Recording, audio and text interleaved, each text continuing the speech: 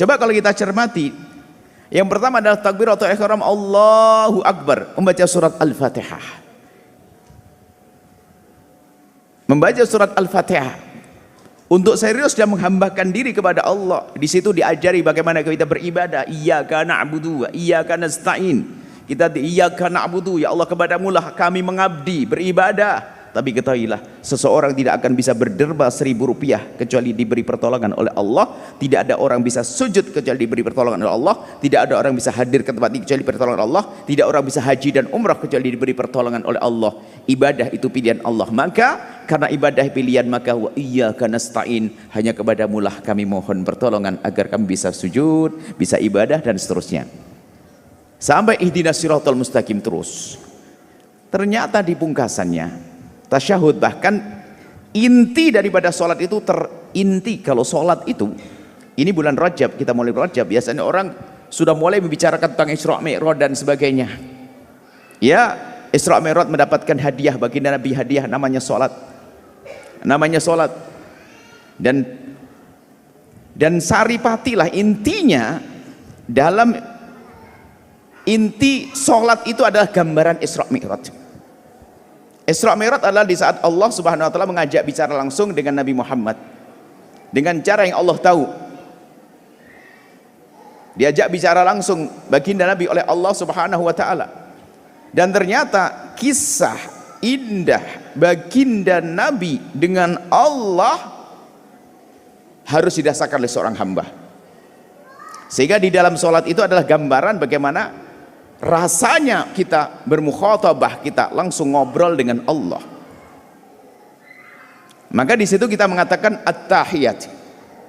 At-tahiyatul mubarakatus shalawatut thayyibatu lillah. Itu gambarannya begini. Di saat Nabi itu mau menghadap kepada Allah, mau bicara dengan Allah, memulai perbincangan dengan Allah, kalau manusia dengan manusia akan dimulai dengan assalamualaikum. Tapi bagaimana mungkin dengan Allah mengucapkan assalamualaikum, karena nama Allah sendiri assalam, dan keselamatan juga dari Allah. Allah namanya salam, masa kita assalamualaikum ya Allah? Bukan. Tapi seorang hamba dengan Allah adalah memulai dengan sanjungan. Maka Nabi di saat mulai menghadap kepada Allah, memulai dengan memberikan sanjungan at-tahiyatul. At-tahiyat artinya salam, al-mubarakatuh yang penuh berkah, at-thayyibatu yang bagus. Itu lillahi, hanya milik Allah.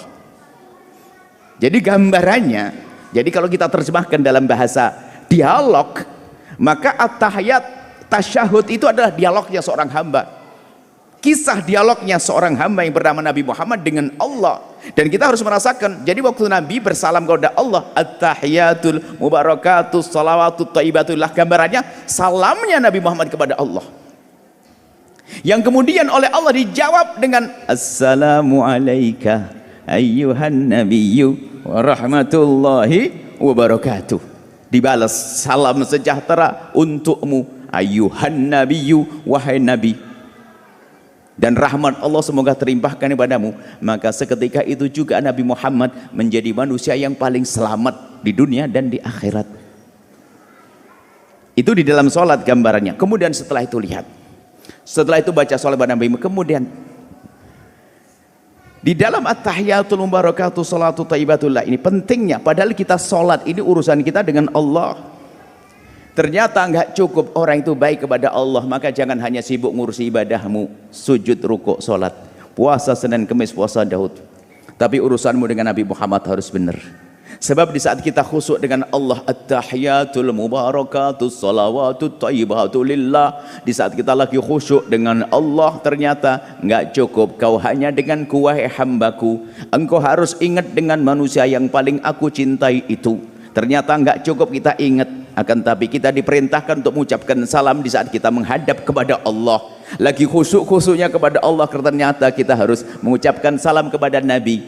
Dan salamnya kepada Nabi pun bukan salam dengan kata ganti, salam sejahtera kepadanya, enggak. Akan tapi kita disuruh seolah-olah kita merasakan berhadapan langsung dengan Nabi. Lalu kita mengatakan assalamu alayka ayyuhan nabiyyu wa rahmatullahi wa barakatuh. Begitu agungnya Rasulullah. Di saat kita lagi dalam keadaan khusyuk menghadap kepada Allah, tidak cukup, kau harus ingat kepada hamba tercintaku. Kisah Isra Mi'raj kan di situ.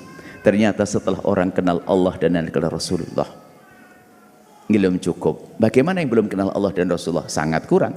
Yang sudah kenal Allah dan Nabi Muhammad tidak cukup. Tanda kenalmu kepada Allah dan Nabi Muhammad dengan benar, lanjutkan sholatmu, lanjutkan tahiyatmu.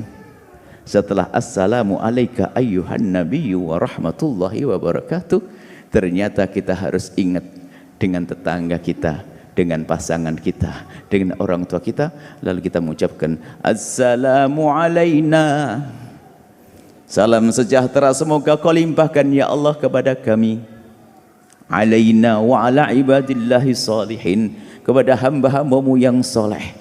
Dan ini hendaknya khusuk kita sadari.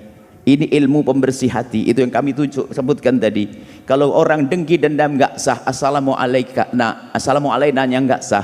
Nggak ada assalamu alaina ya Allah, salam sejahtera kebaikan berikan kepada kami dan hambamu yang soleh, kecuali tetanggaku yang kurang ajar, itu nggak ada.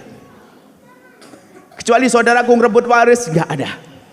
Kecuali orang itu nggak ada, semuanya masuk di dalamnya. Assalamu alaina,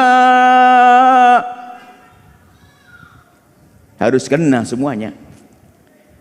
Kemudian sampai di akhir sholat pun lihat, bicara zikir banyak, subhanallah zikir, la ilallah zikir banyak, akan tapi ternyata waktu keluar dari sholat kita bukan mengucapkan la ilaha illallah, subhanallah, bukan.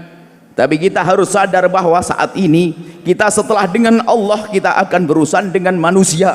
Maka mulailah urusanmu dengan manusia dengan benar, lalu kita mengucapkan assalamualaikum ya Allah, berikan kebaikan kesejahteraan kepada ini, menoleh ke kanan maksudnya apa, kepada hambamu di penjuru dunia ke sana ke arah.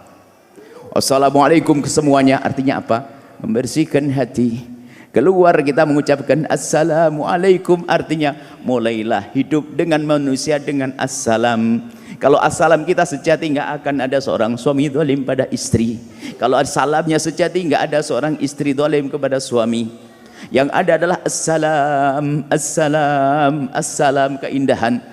Kalau assalamnya sejati, tidak akan ada seorang abang rebut waris adiknya. Kalau salamnya sejati, nggak akan bisa seorang anak durhaka kepada ayahnya. Kalau salamnya sejati, tidak akan salah seorang ayah menyekolahkan anaknya, pasti dikenalkan kepada Allah biarpun besok jadi jenderal dan dokter. Kalau salamnya benar, tidak akan dia nyakiti tetangga. Cuma assalamnya salam-salaman, assalamualaikum, assalamualaikum. Maka kita perlu belajar. Kami sampaikan perkumpulan kita harus perkumpulannya salam, membangun cinta di antara kita. Kalau sudah kita membangun cinta, indah di dunia. Dan ternyata keindahan surga nanti mukaddimahnya indah di dunia.